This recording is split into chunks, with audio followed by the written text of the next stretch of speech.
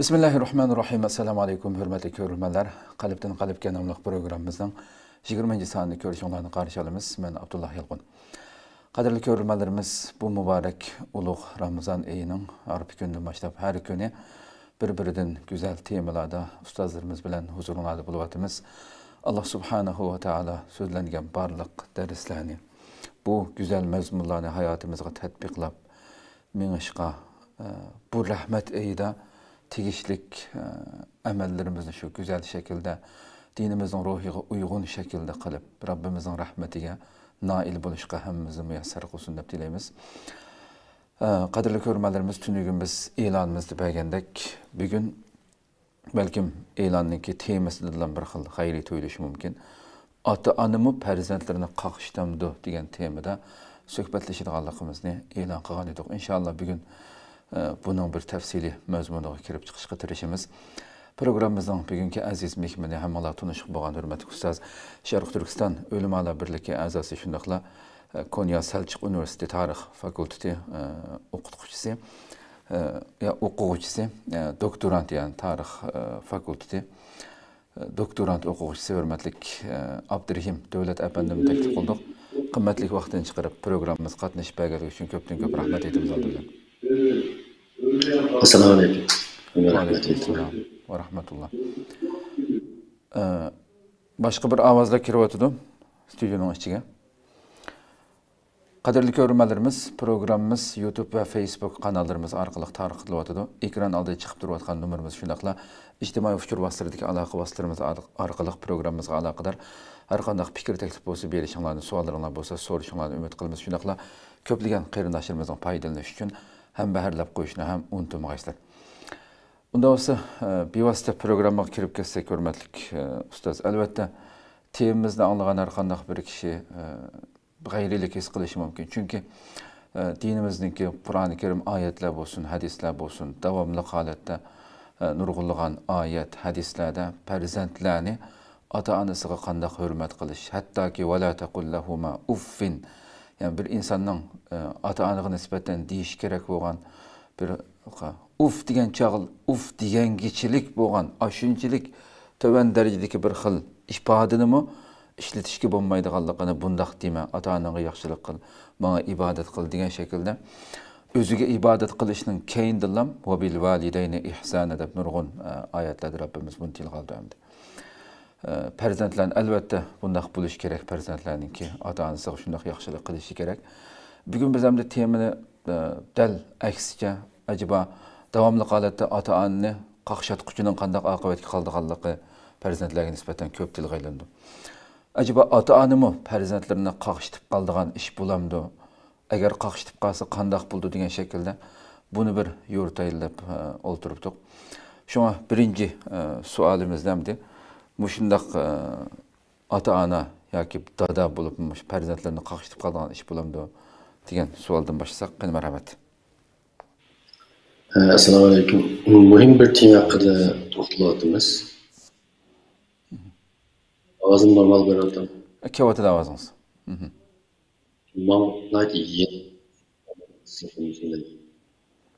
Sizga qaytib o'zimga olmayapti. Buningki sesli normal bo'lsa to'g'ri. Meyadg'u normal kelyapti-da? Unda o'zim men davomlashtiray. Uzildi, yo'q bo'ldi. Ha, endi davom qilingiz. Endi hozir siz degan o'xshash bizda prezidentlarning ota-onasini qaqshatishi nihoyat xato ish ekanligi. Hozir tilg'ilgandek nurg'un oyat hadislarda sabit bo'lganligi uchun. Xo'sh. Bizning islom axloq an'anamizning eng yadroluk qimmatlardan biri. Albatta o menga shunda bo'ldi. Men avvalo bolalarning ota-onalarini qaqshatish masalasi haqida ozroq bir to'xtalay. Chunki bugungi kunda biz oila mislsiz krizisga duch kelgan bir davrda yashayapmiz. Xo'sh. Bu chet elda hozir biz vatanda davomlashtirib kelgan oila markazlik, oilani hammadan muhim biladigan bu xil madaniyat an'anamiz ba'zan krizga uchraydi. Çünkü olup mu garip devletleri yaşayotganlar menimcha buni oldin his qilishni boshlagan bo'lishi mumkin. Prezidentlerimiz qarab ata-anasini aytib boshqarmagandek his qilishi, qarasa sinfdagi saboqdashi, aytib erkin ata-anasini so'may xohlagan bir yerlarga berib kelayotgan. Bunday ahvollarda asosda bizning bolalarimizga bir xil kallasida so'roq paydo bo'ldi. Ajab, ma bola xohlaganini qila oladi ekan, ota-onasi bilan gap talasha oladi ekan, ota-onasiga yana oladi ekan. Ajab, biz qilolmaymizki-nami? deb o'ylab qoldi asta-asta. Ota-onalarning nufuzga jamiyatga bolalardan yetishga boshlaydi. Bundan so'ng bu muqarrar.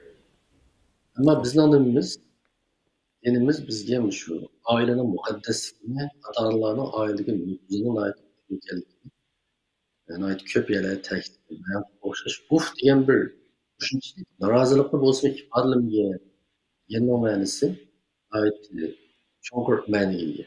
Biz hozir nurg'un musulmon davlatlarda talashyapti.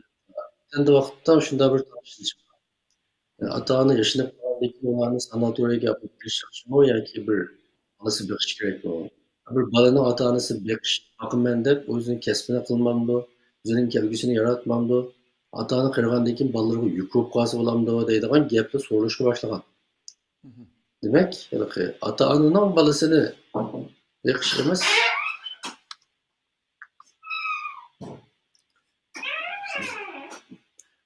balani ota-onasini beqish majburiyati bormi yo'qmi degandek biz ilgari o'ylab boqmaydigan. Aytdim, muqarrar chuqur shunda bo'lishi kerak deydigan hukmlar asta-asta o'zgarishga boshlaydigandek qildi. Şunlaşqa hozir biz oila qimmat emimizni qaytadan tiklamasak, qayta kuchaytmasak.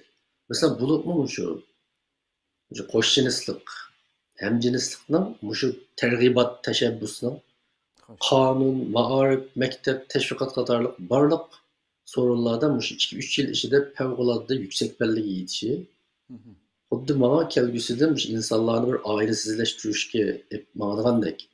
Yoki bundan keyinki bu yer shari hukmronlik qilayotgan kuchlarning shunday bir kun tartibi bordek his qilyapman. Gerçi qiyin paketimiz bo'lmasa ham bulayotgan ishlarni.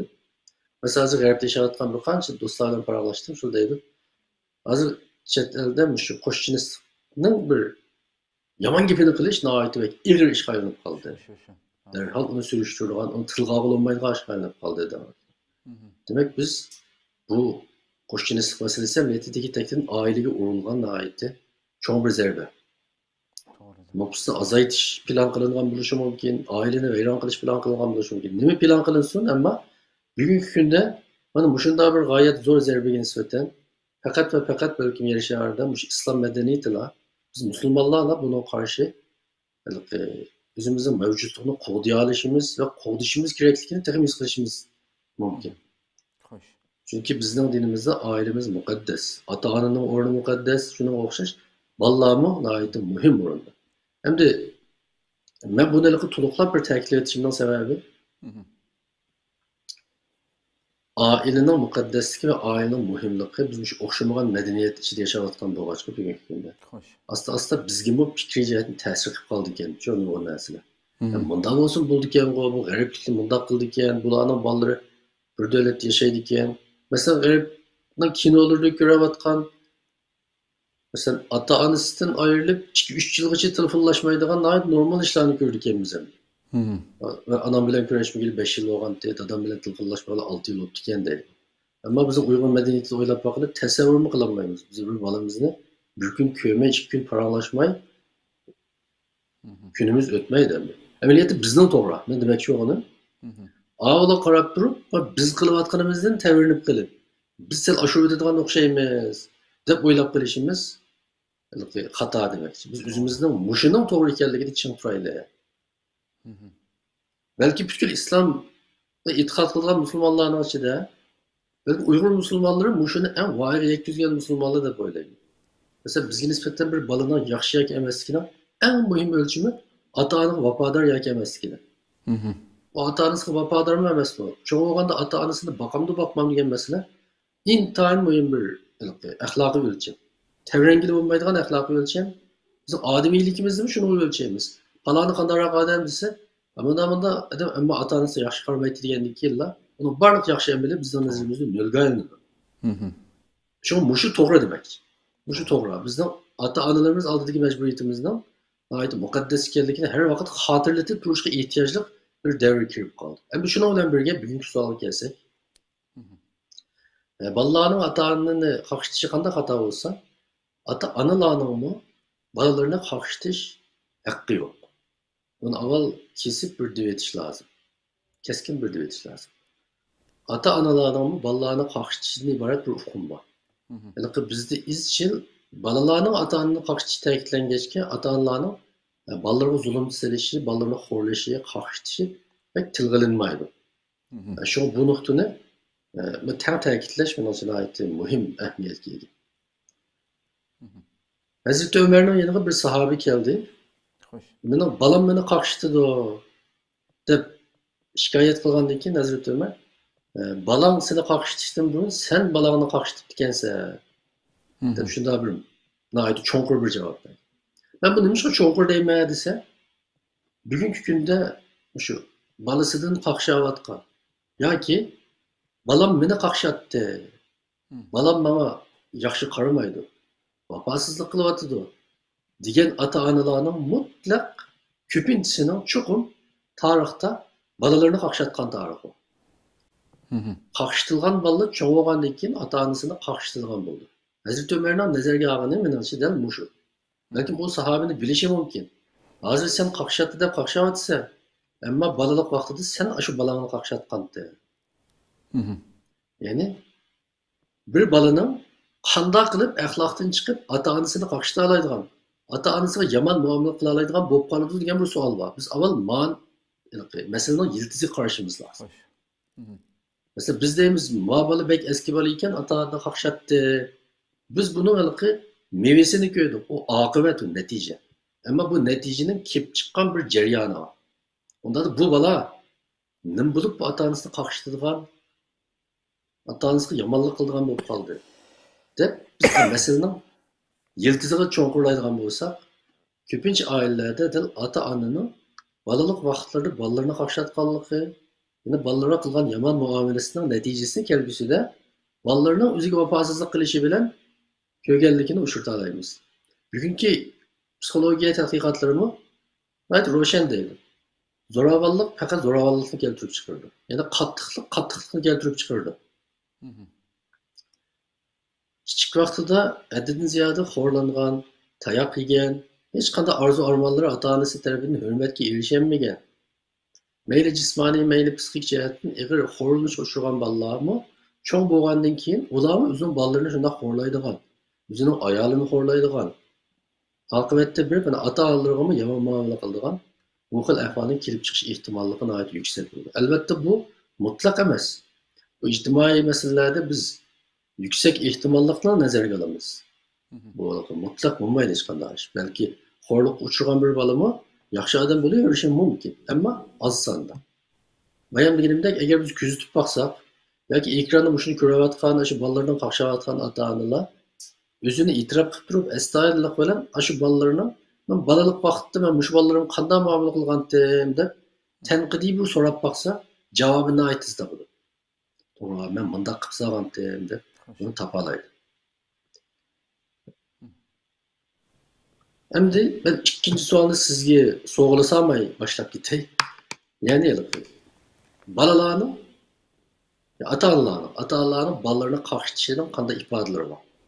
Xo'sh. Yoki bizning Uyg'ur realligimizda qanday ifodalar ko'rilishi mumkin? Menimcha birinchisi, eng muhim bir masala ota-onalar balalarini o'zining mulki deb qaragan. Bu o'zining mulki deb qarash, bu nima degan gap desa, men balamni qanday qilsam bo'laverdi. Achchig'im kelsa achchig'imni chiqarma. Balam men chunki men baxtim. Biz deymiz, o'tkazib qo'ygan jiq narsam bor, bu buyurgan. Aslı achchig'imni chiqarsam nima bo'ladi deymiz. Sirtli kayfiyatimiz buzilib kelsa, uyda bolalarga vaqiramiz, hatto uramiz. Masalan, bolalarning orzu-armonini anglashni qo'yib qo'yinglar. Mesela vatandaşlık derslerinde bunda bir nersini tula küçük vaktimde görettim. Ata-onalar o'zining bolalarini boshqalarga berib etdi. Mesela akamning bolasi yo'qdi, shunga seni ashunaga berib etgan. Anam dadamga berib etgan deb bolalarini berib etdi. Ballarını birivitələydi bunda. Bu acayip bir iş hem de. Bunu dini noktadan soraklık bakış lazım. Zaten ata-ananın özünün balısını şunda başkalarına, yani hatta özünün tutkunu olan takdirde ama şimdi birivetiş hakkı var mı yok mu? Bu meselelerden bir cevabını demiş lazım. Çünkü bu bizde iş vaktlerimizde hele umumlaşkan bir işlerden biri. Bu del balını ben neme kılsam bulduğum bir mülük de paraştım ki. Tabii hakkım bu mu? Tabii hakkım bu mu? Mesela nasıl bir ata-ana ballarını okutmazsa, okutuş diyenler balanın hukukun hukusunu öyle bakmaydı. Mesela hiçbir ata-ana öyle oylayayım ben. Balamdan ma'arif hakkı var mı yok mu? Eğer balamdan ma'arif hukuku olsa benim bunu okutumen deydiğen hakkım doğru mu hata mı diyenle öyle bakışı lazım. Hoş. Yani mülkü hukuku da mülkü noktasından karaydı. Ve mutlak köpküsüne yapıldı balısının malum bir hukuku var mı yok mu emez. Bütünle bizden dikkat objektimiz ballarının mecburiyetinden oylayışımız. Bu şu noktada bir ilişki meselini tilgaliş lazım. Bulup mu bizim dini tebliğ, dini düşündürüş elimizde saklanan bir ağır mesele var. Bu bolsun benim dese biz bulup mu şu aile meselelerde ayalla, balla akıl yapılan vakitte daim ulanın mecburiyetini köptülgalımız.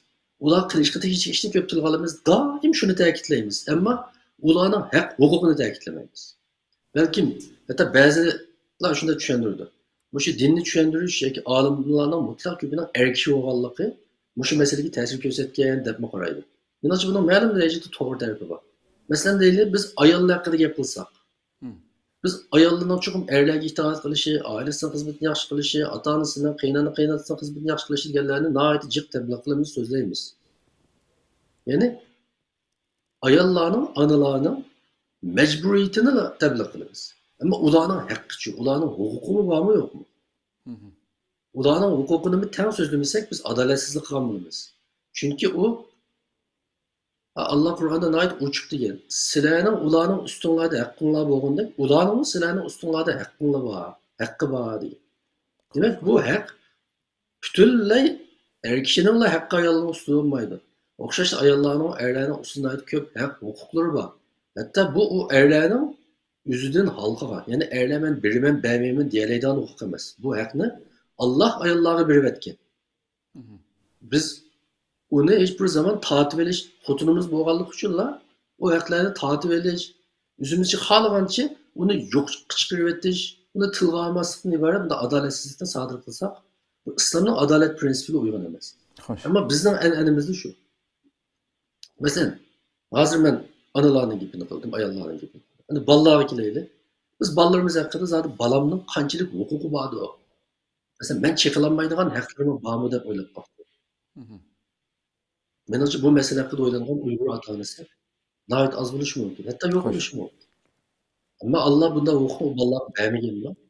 Beğen. Allah'ın ama şu anlıkı yani bu noktada ahırı cevap Hatta tug'ilishdan ata-ana burun desle.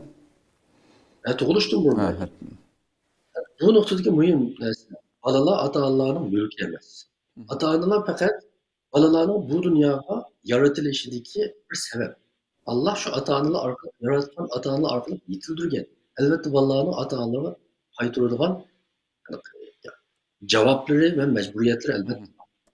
Ama bu ata-analar orqali meydana kelganligi balalarning ata-analarning butunlay xuddi boyligiga o'xshash mulkiy ekanligini direkt ko'rsatadi. Belki ata-analar nima? Balalar ata-analarning Allah bergan omonatlar. Bular mülk emas, omonat deb qarag'an vaqtda anadan keyin bizning balalarga tutgan pozitsiyamiz, muomalamiz o'zgaradi.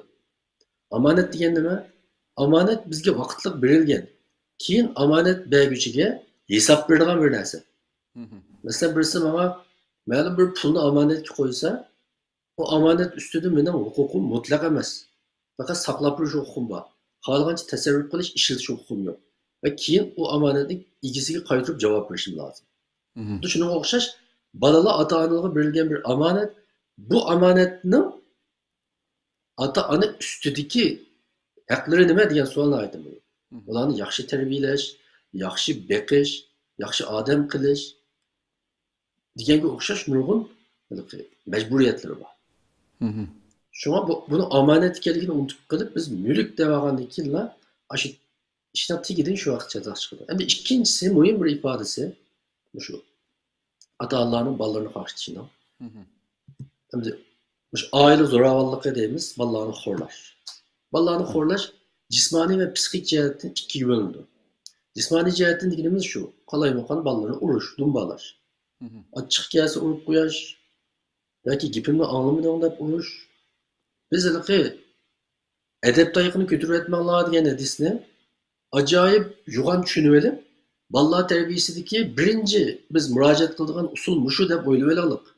Hatto bizning diniy ma'rif an'anamizda bu nihoyatda ig'ir darajada mavjud. Ya'ni urushni nihoyatda to'g'ri bir usul deb bilamiz. Urush, ularni haqoratlash, tillash bizga nisbatan hech gunoh bo'lgan ish emas. Amaliyotda gunoh bo'lmanda, shu fiqhiy nuqtadan mushuna bir javob tepish lozim. Ata-onalarning bolalarni xohlagancha urush, tillash, haqoratlash haqqi bormi? Bu nihoyatda muhim bir masala. Endi buni deyishimning sababi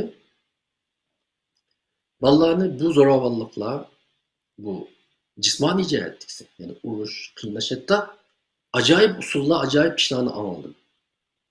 İnsanning aqli olmaydigan hatto ba'zi ma'rif o'rinlarni hatto vatandagi ba'zi şu dini ma'rif o'rinlaridagi ba'zi zo'ravonliklarni anglasangiz, bir musulmon bunday qilmas deb o'ylab qolamiz, ammo mavjud bo'lgan yomon jiq xatoliklar bor. Ata-onalar bor. Masalan, ata-onalarga nisbatan bayam degandek, men o'ylayman, mutlaq ko'p qism ata-ona bolalarini urushni bu shu to'g'rimi emasmi deb o'ylab boqqan bu shunday ata-ona. O'ylab boqqan bu shunday ata-ona. Bu dalilki biz sodir qilayotgan eng ig'ir xatoliklarning biri. Uzoq muddat zo'ravonlik qilgan bola biz nihoyat jiq ta'kidladim men bu gapni. Hozirmi dedim. Bu bolalarning psixik dunyosini buzib o'tadi. Oilasida tayoq yegan bolalar asta-asta ko'chaga chiqib ketdi. Hozir biz ko'chaga chiqib ketdi degan qaqshavotgan bolalar bor. Shu bolalar hozir ko'chaga chiqib ketdi, buzilib ketdi. Bular buzilib ketdimi yoki buzib o'tildimi? Resmiy masalaga qoyillar. Bu buzilib ketdimi yoki buzib o'tildimi? Bizlar ustozlar tarafidan, ata-onalar tarafidan buzib o'tildimi yoki o'zi buzilib ketdimi yoki buzuq to'lganmi bu bolalar? Biz bu masalaga dadillik bilan yuzlanib javob berishimiz lozim. Mana mushularning ko'pining oila tarixida, nihoyat ig'ir tayoq tarixi. Bu bolalarning bir turkumi bilan suhbatlashishdan to'g'rilashdi. Yoki ustozi tarafidan, yoki ustozining bola shogirdlari tarafidan, yoki ota-onasi tarafidan nihoyat ig'ir jismoniy xo'rlik bo'lgan. Endi bunday bo'lgandan keyin bu bolalar asta-asta o'zining tavallik o'rnini oilada deb qaramaydigan bo'ldi. İkinci katlami psixik zo'ravonlik. Bu psixik zo'ravonlik xuddi urushga o'xshash, jismoniy zo'ravonlikka o'xshash. Hatto buning ta'siri ba'zida urush tayoqtinni besish. Bu ifodalar nima? Bolalarni hurmatlamaslik, kamsitish, haqoratlash, tillash, bolalarning iqtidoriga ishonmaslik. Masalan, bolasi bir ishni qilib kelsa, "Mana sen mushuk qilalamdi, sen chuqur." Masalan, bir bola yuqori bo'lib kelsa, nurg'un ota-onalar nima deydi? "Sen imtihonni ko'chiribsan, ha?" Sen bu kanala bu numarını aldın. Ne degen gap? Qilolmaydi. Nima qilib aldı? Yani bu bolaga nisbatan uyg'ondinmi yomon bir zulm. Chunki sen qilolmayding. Sen qilolmayding degan gap bolaning o'ziga bo'lgan ishonchini vayron qildi. Bolaning o'ziga bo'lgan ishonchi vayron bo'lgan vaqtda bu xil bolalarda psixik sog'lomlikni tasavvur qilolmaysiz. To'g'ri. Davlat bir psixolog bor. Karl Jasp. Hozir ismini esimga olmadim. Aşağı bir meşhur bir gibi var.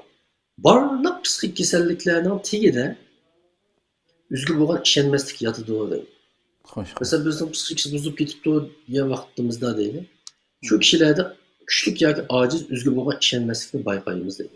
Chunki o'ziga bo'lgan ishonmaslik sirtdan kelgan zarbalarni muvofiq ravishda qaytarolmaydi, taqobil turolmaydi. Xo'sh. Mesela bu bolalarga shunday javob, kichikdan boshlab shu singdirildi. Sen Kur'an yodlasa, yodlayolmay qolsa, sen Kur'an yodlayolmaysan. Qara falon yodlab bo'ldi, sen yodlayolmading deysiz. Maktab ko'rsa darsda sal yaxshi bo'lmay qolsa, bir nima deysiz. Siz qilgan ishni sal yaxshi qilolmay qolsa, yana uning o'ziga bo'lgan ishonchga zarar beradigan zaharlik baholar bilan uni tunjuqtirasiz. Balki haqoratlaysiz, sen qanchalikdan sen buni qilolmaysan deysiz. Bu xil til zo'ravonligi oiladagi bolalarning o'ziga bo'lgan ishonchisini to'liq vayron qiladi, bolalarning psixik dunyosini vayron qiladi. Bu xil vayron bo'lgan bolalarimiz haqiqatan oz emas. Ba'zi balki biz cho'ng bo'lganlarimiz hammamiz o'zimizning oila kechirmishlarini eslab baksak bizden azdır köptür bu tepip qilishi mumkin. Mesela bizde ben tu ta'kidlayman, bolalarni hurmatlashda bir uqum yo'q. Kichiklar cho'nglarni hurmatlash kerak deydigan gap bor. Cho'nglar bolalarni avaylash kerak, izzatlash kerak deydigan gap bor.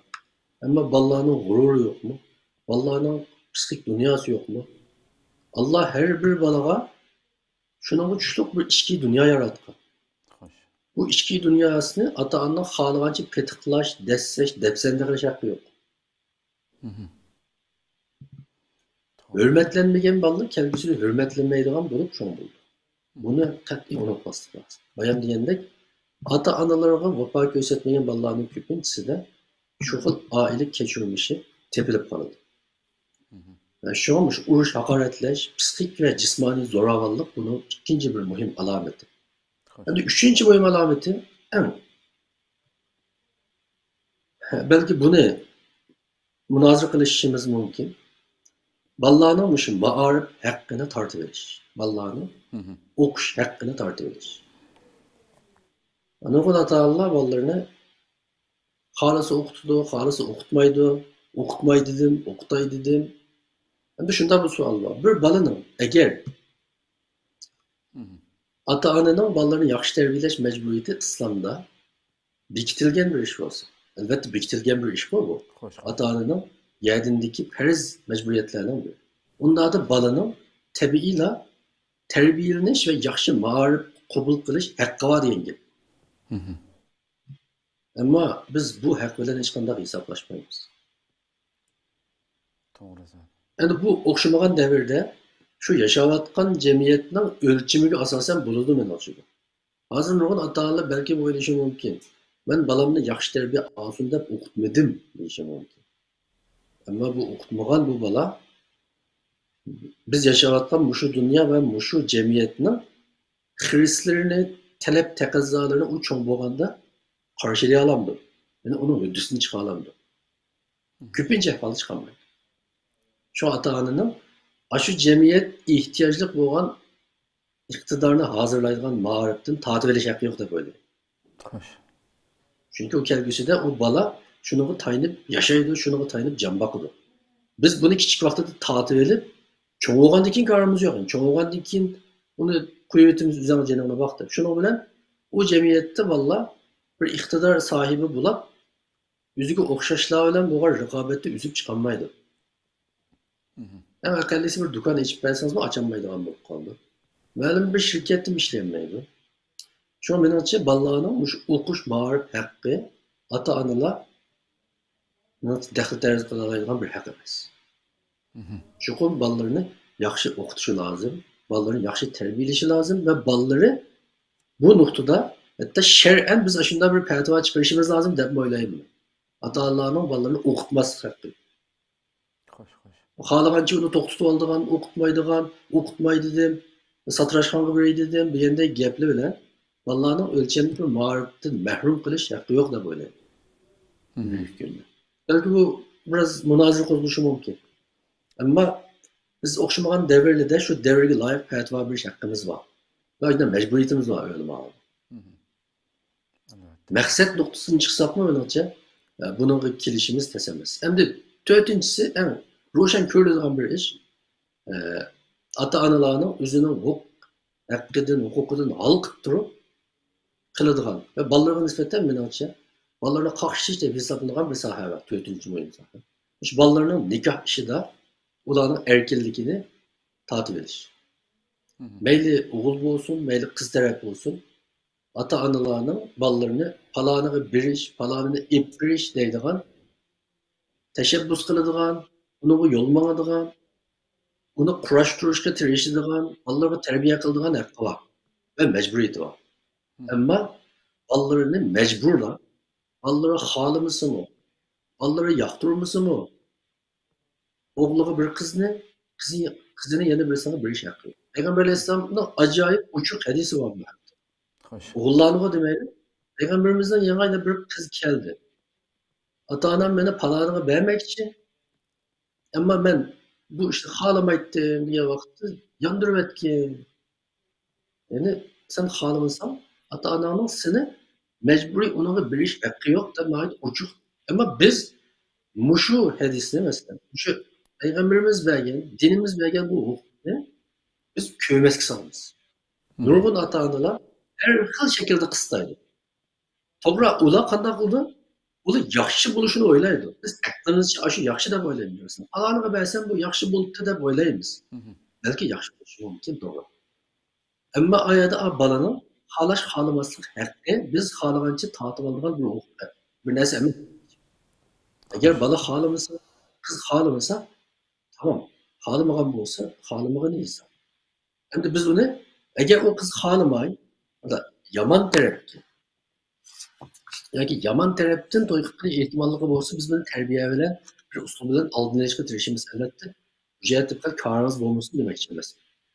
Ammo siz uni xohlash haqqini tortib olmayapsiz. Bir mutma telefonni ko'rib chetib olaysiz. Mayli, mayli.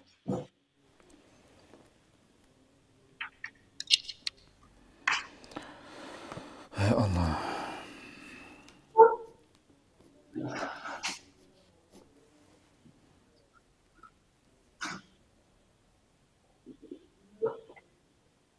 Bo'ldi. Shu nikoh haqqini tortilish, shunaqa hurmat qilmas masalasini men Uyg'ur jamiyatida bir xil ig'ir masala deb o'ylayman. Bu dindor qatlamda bu texmi. E'tirof qilmayli.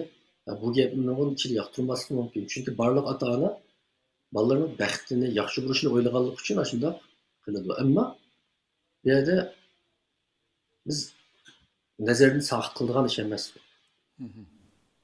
İslam ulemalari İslamning 5 maqsadini qilgan edi. Shu 5 maqsaddan ichidagi birisi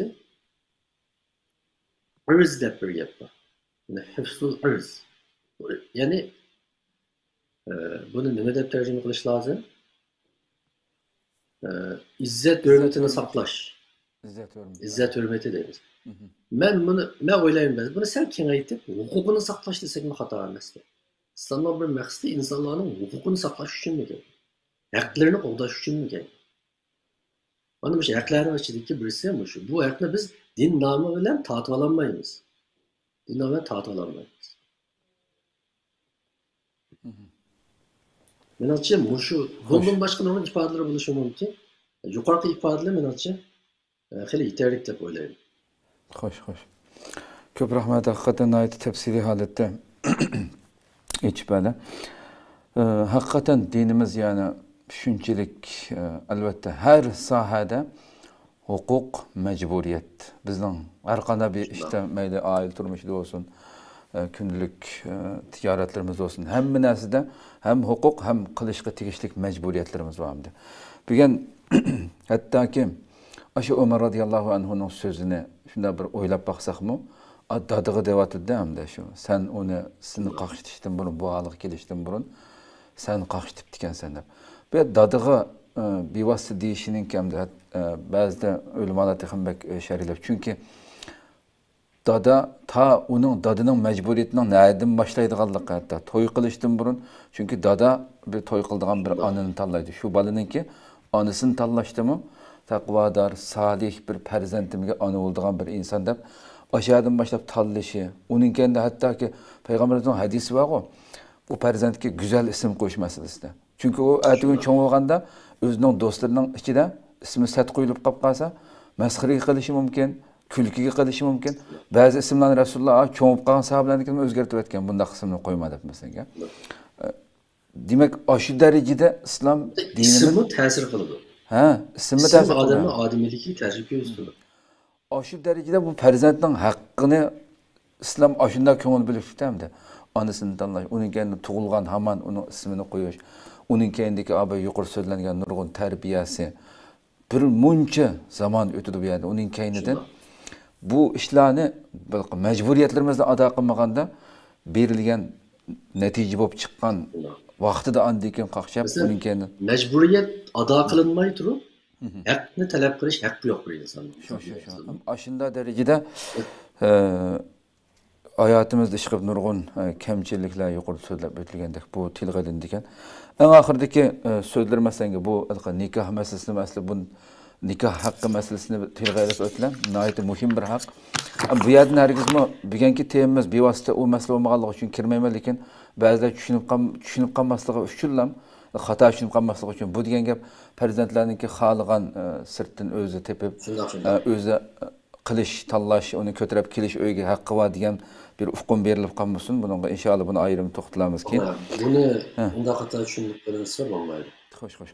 Endi mushadamda mushu masalani qandoq tuzaymiz degan bir so'zlar tugatgan bo'lsak.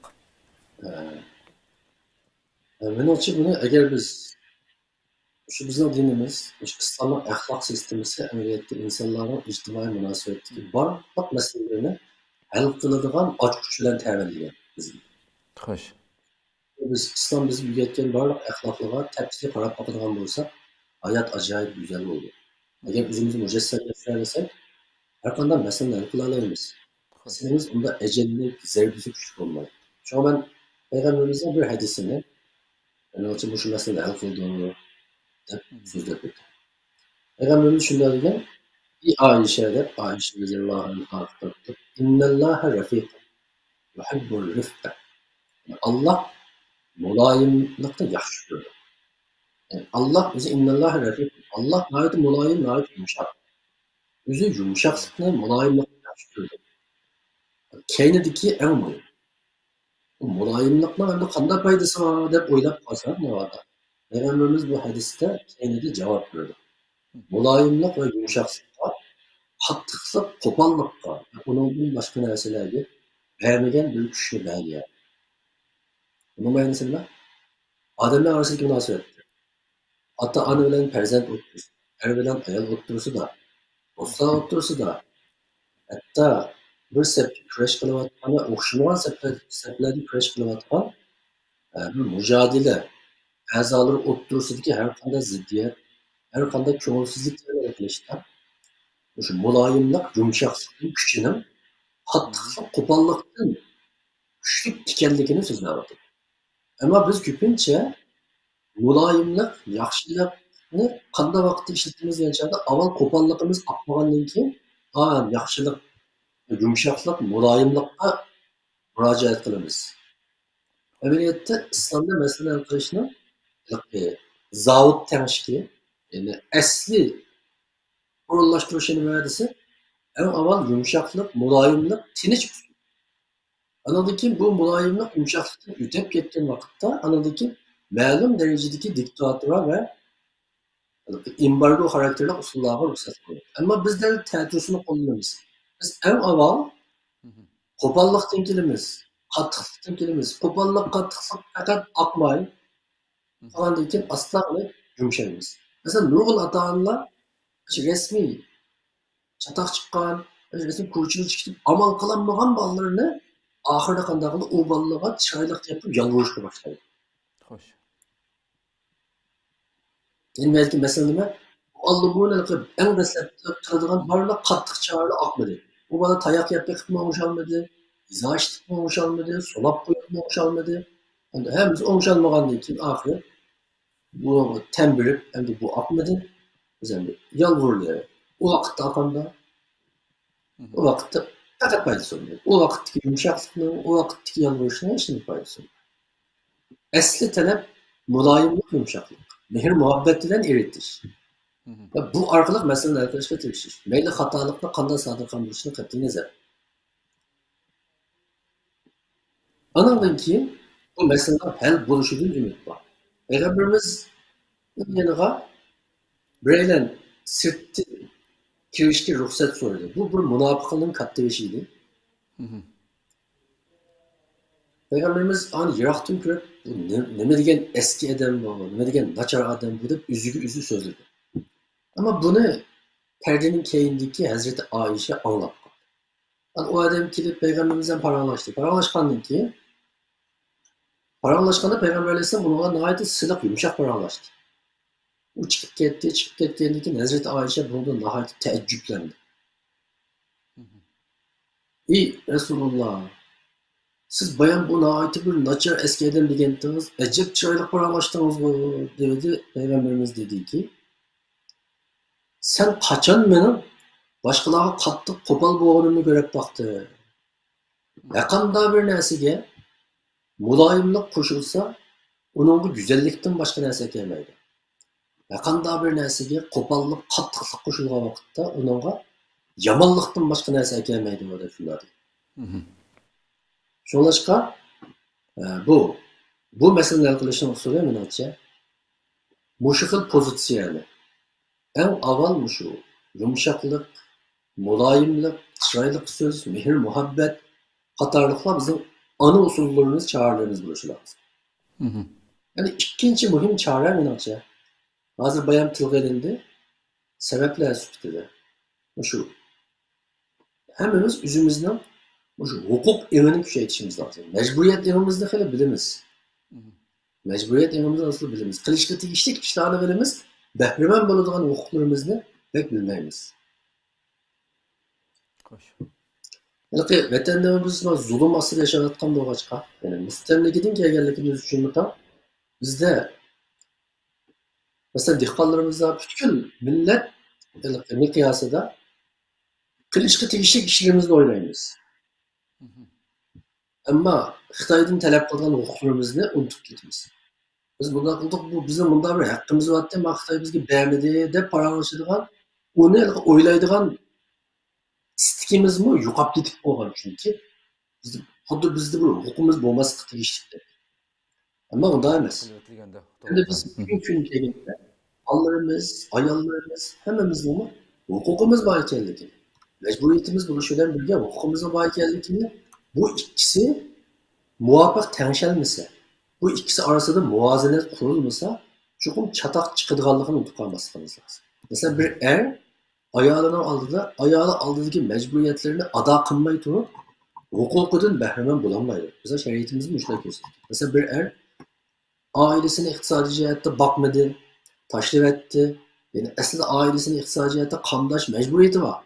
Ama o mecburiyeti ada kılmayı tutup, ayağını üzüge hem sahada itaat qilishga talab qilsa, vaqtda bu ayollar ba'zi ishda itoat qilmasa haqqi. Xo'sh. Chunki u majburiyatni ado qilmaydi. Shu majburiyat bilan huquq engimizning bir gavda ekanligini shu o'lmalarimizni ta'kidlashi, so'zlashi va buni tan tashviq qilishimiz lozim. Doim majburiyat haqida gap qilmay, majburiyatning huquqdan tan ekanligini demasak, asla bu kallımızdan çıkıp gidip kaldı. Balalarımız mı? Ata-analığa bazıda dada benim bunda bir hakkım var diğerli sonunda hata emez. Mesela bunda kılsa dada ben okuyma. Bunu okuş hakkım var hata emez. Eğer okutmasa aşı balalar ölmeler birliği erz kılıp kâsi buldu. Ben bunda okumak istedim, dada beni okutmadı. Okutmayayım dedi, bu benim hakkım mı emez mi? Desi buldu. Bunda ağ şekillensin. Nasıl bu işki usul mu? Nasıl benim derecede bu meselede kılanışı mümkün. Rahmet. Ben müşrik doktorlayım. Elbette nurgun başka çağrıları var. Vakit itibariyle müşrik doktorlasak nasıl yeterli. Rahmet. Allah razı olsun. Köp rahmet. Hakikaten ahırda siz degan meselelerini ata-anasiga diyenmesi mayda okutulmagan balalarning meselesi. Mektepten ayırıp etilgan. Özünün mektepte okuyatkan tanıtışlarına özünün derdini yetip etken çoğumda. Ben köp anladım bu meseleni aşağı. Mektepte okuyanlar, u yerda ishlayotgan yoki ularga berilgan. Bular mektepte o'qiyotgan shu mahalladagi do'stlarga birga kelgan vaqtda tepritgan o'zining o'quvchisi borligini, ammo oilasining unda qolganligini. Bu bolaning dardini anglamaganning natijasi ham shu ota-onaniki. Ko'pdan-ko'p rahmat, Alloh razı olsun programmamizni. Mishada albatta jiq qiyin nurg'un savollar kelib ketganlarga, lekin vaqtimiz o'shib ketdi, shuni mishada to'xtaylik. Rahmat, Alloh razı olsun. Qadrli ko'ruvchilarimiz, shuna qilib bugungi sonimizni mishada oxirlashtiraylik. Haqiqatan intayin har bir ota-ona cho'qim o'ylanishi kerak bo'lgan, bu hisob kitobni qilib beqishi kerak bo'lgan nihoyatda muhim bir masala. Alloh subhanahu va taolo har birimizni bu tuyg'u ichida hareket qilishga nisib qilsin deb tilaymiz. Allah ömür ve saatiki başka bir sanımızı görüşükçe aman boğayslar. Esselamu Aleyküm ve Rahmetullahi Teala ve Berekatuhu. يا نور الهلال أقبل تعال فالشوق طال والقلب سال